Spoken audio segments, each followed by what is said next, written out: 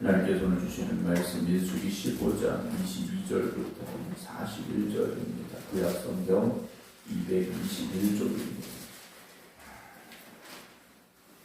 구약성경 221쪽 민수기 15장 22절부터 41절입니다.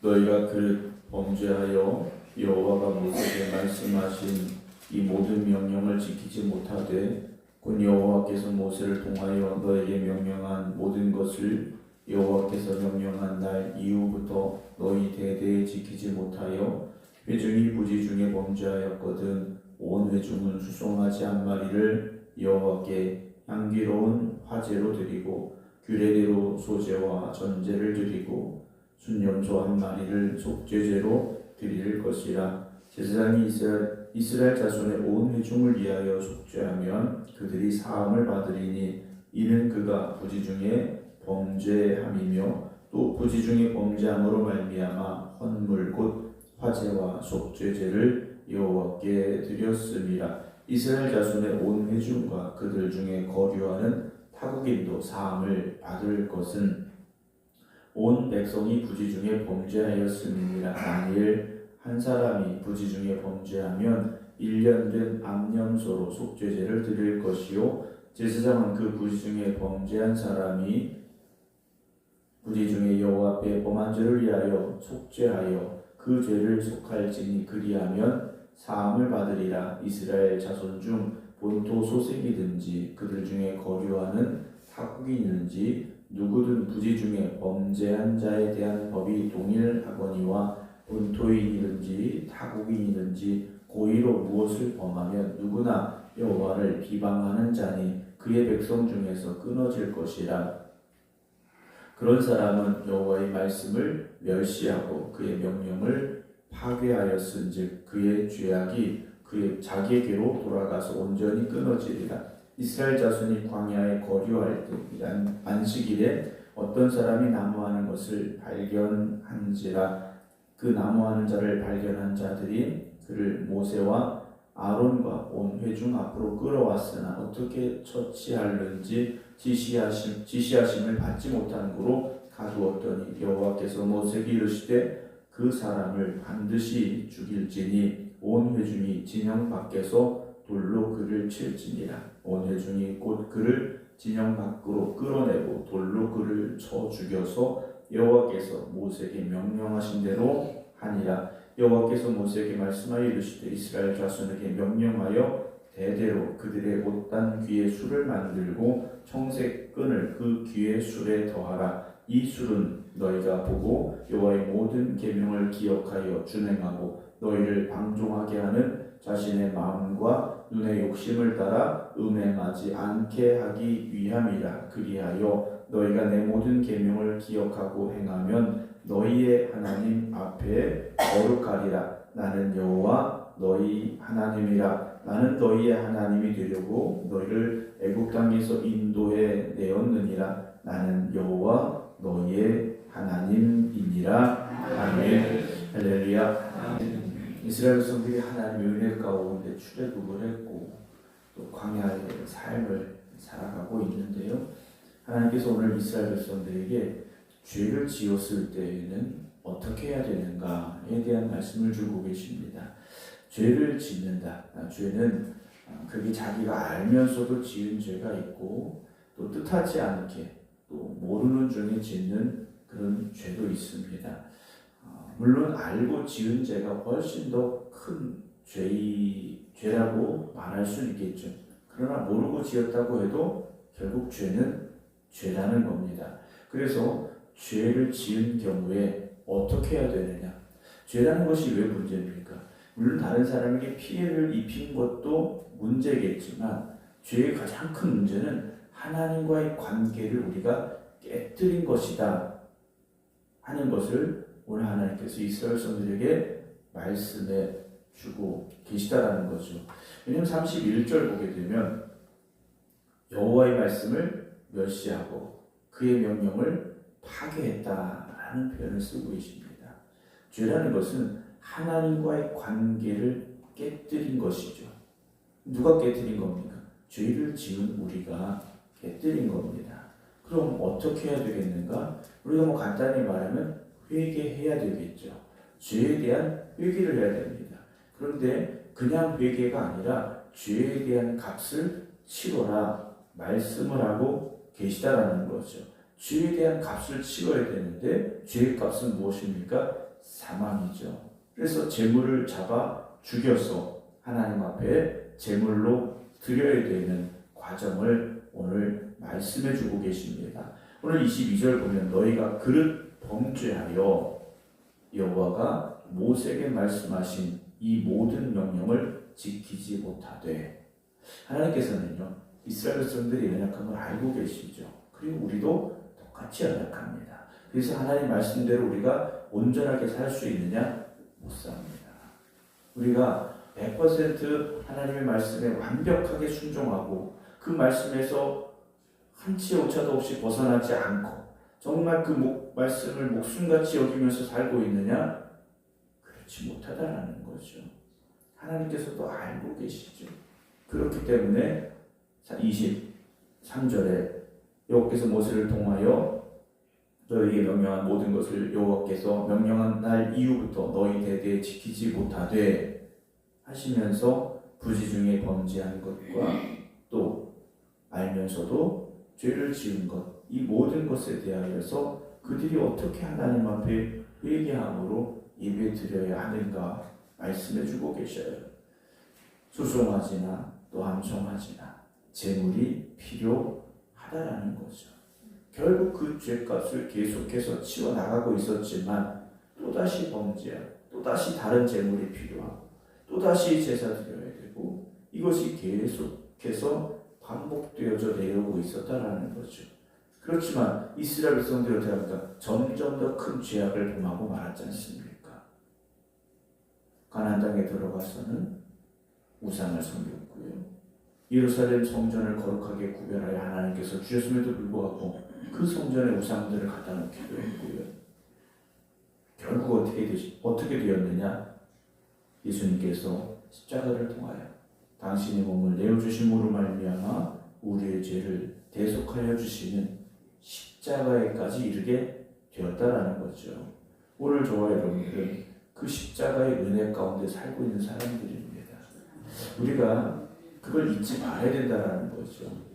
왜냐하면 우리가 또다시 죄의 길로 가면 예수님의 십자가의 대속의 은혜를 헛되게 만드는 것이고 또다시 우리가 그 죄악의 길로 간다는 것은 예수님을 또다시 십자가에 못 박는 것이 된다는 것을 우리가 고백할 수 있어야 되죠.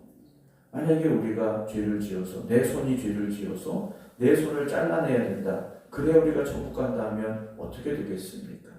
그런데 그렇게까지 죄를 지은 우리가 십자가의 은혜로 구속함을 받았고 하나님의 자녀가 되는 은혜를 주셨는데 또다시 그 길로 간다면 우린 정말 어리석은 사람들이라는 것을 우리를 스스로 깨달아 알아야 됩니다.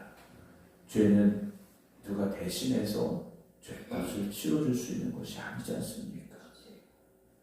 자식의 죄를 부모가 대신 지고 할 수 있는 것도 아니고 부모의 죄를 자식이 대신 지고 할 수 있는 것도 아니지 않습니까? 죄는 분명히 그 죄값이 필요한 것이고요. 그럼에도 불구하고 하나님께서는요 그 죄값을 대신 치러주셨다라는 것이죠. 오늘 우리가 그 은혜를 잊지 말아야 되고요. 그 은혜를 감사하며 살아야 되고요. 죄라는 것이 얼마나 무서운 결과를 가져오는가를 우리 마음속에 두려움과 경각심을 가지고 새겨 넣을 수 있어야 됩니다. 죄라는 것이 우리를 얼마나 악하게 만들고 하나님부터 멀어지게 만드는가를 우리가 알아야 되죠. 그렇게 죄에 대해서 말씀을 쭉 해주고 계시는데 32절에 보게 되면 한 가지 예가 나옵니다. 이스라엘 자손이 광야에 거류할 때 광야의 삶입니다. 안식일에 어떤 사람이 나무하는 것을 발견한지라. 이스라엘 백성들이 광야에 살고 있었을 때 어떤 한 사람이 안식일에 나무를 하고 있습니다. 광야에서 나뭇가지를 구한다라는 게 쉽진 않습니다. 그런데 어떤 사람이 나무를 발견하고 그 나무를 이제 하게 됐는데 필요했겠죠. 광야라는 곳에 나무가 얼마나 소중하고 귀합니까? 땔감으로도 써야 되고 33절에 그 나무 한 자를 발견한 자들이 그를 모세와 아론과 온 회중 앞으로 끌어왔습니다. 안식일에 땔감을 해서는 안 된다 하는데 이 사람이 나무를 한 겁니다. 그래서 발견하고 끌고 왔는데 34절에 어떻게 처치하는지 지시하심을 받지 못함으로 일단은 가둬뒀습니다. 그때 하나님께서 모세에게 말씀을 하시는데 35절 그 사람을 반드시 죽일지니 온 회중이 진영 밖에서 돌로 그를 쳐라 그러셨어요. 36절 온 회중이 곧 그를 진영 밖으로 끌어내고 돌로 그를 쳐 죽여서 여호와께서 모세에게 명령하신 대로 하니라 그랬죠. 안식일에 나뭇가지 몇 개를 주워왔든지 꺾어왔든지 그런데 그것에 그 죄에 대한 결과가 무엇이었느냐? 돌로 쳐 죽여라 하시는 하나님의 명령이셨어요. 나뭇가지 몇 개 했다고 그게 죽을 죄까지 되느냐? 우리는 생각할 수 있겠지만 죄라는 것이요 작은 것에서부터 큰 것으로 번져나갑니다. 한 사람에게서 수많은 사람에게로 퍼져나간다는 거죠. 그래서 하나님께서 강하게 경고하고 계시다라는 겁니다. 똑같은 죄를 저지르지 말라고 하나님께서 경고하고 계시다라는 거죠. 오늘 우리가 하나님의 말씀을 벗어난다라는 것이 얼마나 위험한 것인가를 알아야 됩니다. 가끔 기차, 열차들이 탈선해서 사고가 났다라는 이야기를 듣지 않습니까? 기차나 열차가 선로 위를 정해진 선로 위를 잘 가야 됩니다. 그런데 거기서 벗어나는 순간 뭐가 됩니까? 사고가 되지 않습니까? 심지어 사람이 죽기도 한다는 것. 우리가 예수님이 우리의 길과 진리와 생명이 되십니다. 너무나도 잘 알고 있어요. 그럼 거기서 벗어나지 말아야 된다는 거죠. 거기서 떠나서는 안 된다는 겁니다. 특별히 이스라엘 백성들을 하나님께서는 하나님의 백성으로 택하여 부르셨지 않습니까? 40절 보게 되면 너희가 내 모든 계명을 기억하고 행하면 너희의 하나님 앞에 거룩하리라 라고 말씀을 하셔요. 우리가 하나님의 모든 계명을 기억하고 행하는, 그래서 이스라엘 백성들은요 하나님의 말씀을 외웠습니다. 외운 거 어린아이 때부터 그 말씀을 외웠고요. 그럼에도 불구하고 어떻게 됐습니까? 말씀대로 살지 못했다라는 거지 않습니까? 하나님 우리에게 요구하시는 것이 무엇입니까? 너희의 하나님 앞에 거룩하라 그러셔요. 하나님이 거룩하신 우리도 거룩해야 됩니다. 근데 그 거룩함은 우리가 어떻게 내가 거룩해야지 하고 목소리를 거룩하게 낸다든가 옷을 거룩하게 입는다든가 그것으로 되는 것이 아니지 않습니까? 세상과 구별되어져야 됩니다. 세상과 똑같이 살아서는 거룩해질 수 없지 않습니까? 오늘도 하나님께서 우리를 거룩한 하나님의 백성으로 하나님의 자녀로 택하시고 부르셨습니다. 우리가 그 길을 향해 나아가야 됩니다. 죄악의 유혹 앞에서 죄악을 물리치고 하나님 앞에 나아가야 되죠. 그렇게 하기 위해서 하나님께서 이스라엘 백성들의 옷 끝에 수술을 만들어서 붙여라 그러셨어요. 수술을 만들어서 붙여라. 옷을 예쁘게 만들어 입으라는 말씀이 아닙니다. 그 수술을 볼 때마다 하나님의 말씀을 기억하라고, 하나님의 말씀을 기억하라고 붙여라 그러셨어요. 여러분 우리가 하나님의 말씀, 성경책이죠. 간단하게 말씀은 성경책을 우리가 들고 다니고 성경책을 늘 가까이 하고 그 말씀을 펴서 읽어야 되고 그 말씀 속에서 하나님 우리에게 주신 말씀을 들어야 되고요. 그 말씀대로 살려고 우리가 힘쓰고 노력해야 됩니다. 예배드림도 마찬가지지 않습니까? 그냥 모이는 게 아니지 않습니까?